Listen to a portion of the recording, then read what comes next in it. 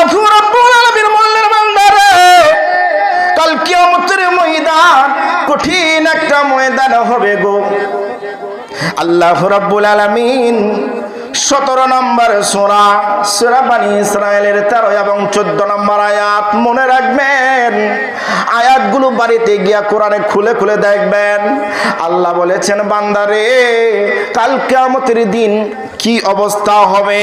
আল্লাহ রাব্বুল আলামিন বললেন অনুখরিজু লাহু ইয়াউমাল কিয়ামাতি কিতাবান ইয়ালকাহু মানশুরা।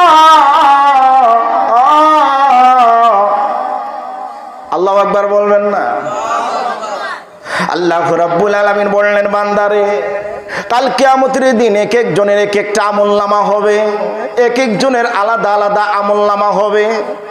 আল্লাহ বললেন বান্দারে কাল কিয়ামতের দিন যার যার আমলনামা তার সামনে খুলে দেওয়া হবে, উপস্থাপন করা হবে গো, বের করে দেওয়া হবে। শুধুমাত্র বের করে দেওয়া হবে না, কিতাবা ইয়ালকাহু মানশুরা,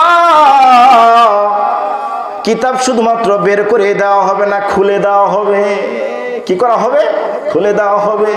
এবার আল্লাহ রাব্বুল আলামিন 14 নম্বর আয়াতে আল্লাহ বলছেন ইকরা কিতাবাকা কাফা বিনাফসিকাল ইয়াউমা আলাইকা হাসিবা। আল্লাহ বলবেন বান্দারে এই যে তোমার আমলনামা, আজকে তুমি তোমার আমলনামা তুমি নিজেই পড়ো। আজকে তুমি তোমার হিসাবের জন্য তুমি নিজেই যথেষ্ট। তোমার হিসাব কেউ দিবে না, তোমার হিসাব অন্য কেউ দিবে না। আজকে যার যার হিসাব তাকেই দিতে হবে। আল্লাহু আকবার। একটা কিতাব আপনাকে বের করে দিবে যেটার নাম হলো আমলনামা, যেটার নাম কি বলেন? আমলনামা।